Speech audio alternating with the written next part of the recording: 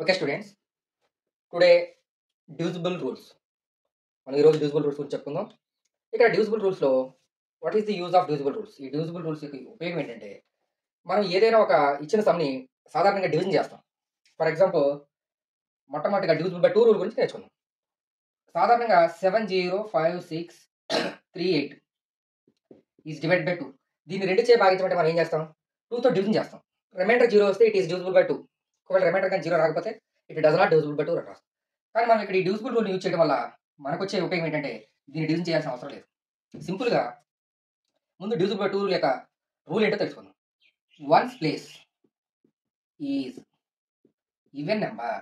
Ones place is even number అంటే ఇచ్చిన నెంబర్లో అది ఎన్ని డిజిట్స్ అయినా అవని ఒకట్ల స్థానంలో ఈవెన్ నెంబర్ ఉంటాయి. What is even number? Already మనం ఈవెన్ నెంబర్ అంటే చెప్పాను.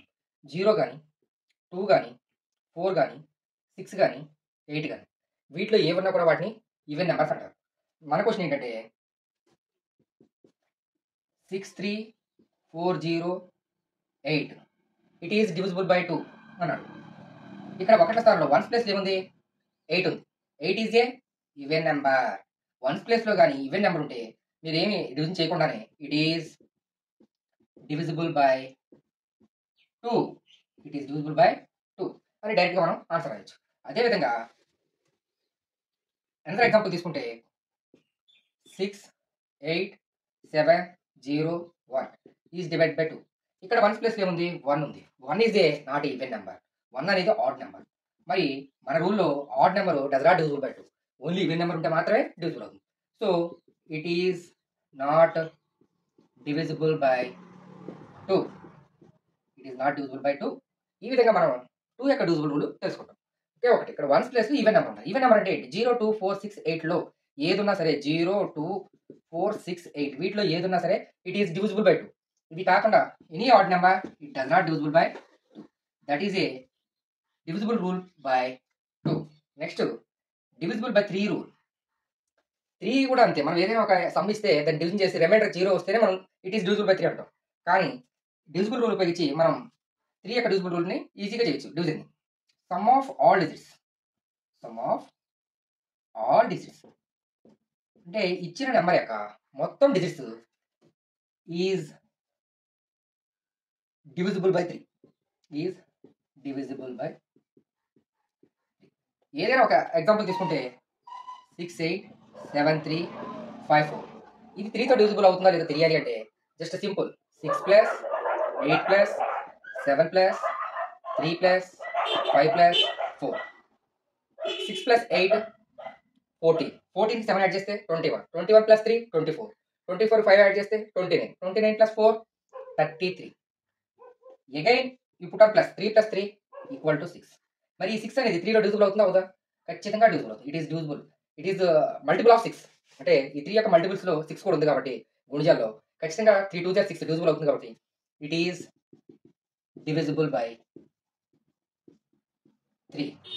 అదే ఇంతకుముందు మనం మామూలుగా డివిజిబుల్ చేయాలంటే ఈ 6,87,354ని 3తో డివిజన్ చేయాలి. కానీ ఇక్కడ మనం డివిజన్ చేసే పని లేకుండా సమ్ ఆఫ్ ఆల్ డిజిట్స్ని ఎడిషన్ చేస్తే 33 వచ్చింది. మళ్ళీ 3 ప్లస్ 3 కూడా 6. ఈ 6 అనేది 3లో డివిజిబుల్ అవుతుంది కాబట్టి టోటల్ సమ్ మొత్తం ఇట్ ఈస్ డివిజిబుల్ బై 3 అయిందన్నమాట. ఈ విధంగా సింపుల్గా మనం డివిజిబుల్ బై 3 రూల్ ఉపయోగించి చేయొచ్చు.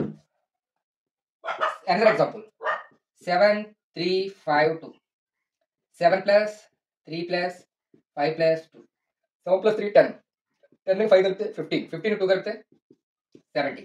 ఇక్కడ 17 అంటే 1 ప్లస్ 7. 1 plus 7 equal to 8. మరి 8లో 3 టేబుల్ పోదు కాబట్టి it does not divisible by 3.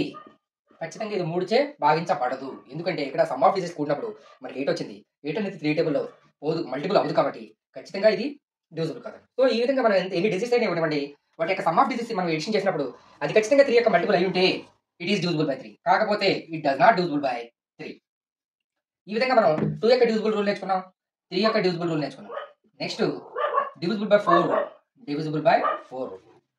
Divisible by 4 rule ఏంటంటే ఏదైనా ఇచ్చిన క్వశ్చన్లో 3 6 5 8 4 వాడు ఎన్ని నెంబర్స్ అయినా ఇవ్వని last 2 digits divisible by 4 rule ఏంటి? లాస్ట్ 2 డిజిట్స్ని డివిజిబుల్ బై 4 అయితే లాస్ట్ 2 డిజిట్స్ అనేవి 4తో కానీ డివిజిబుల్ అయితే 2 4 జార్ 8,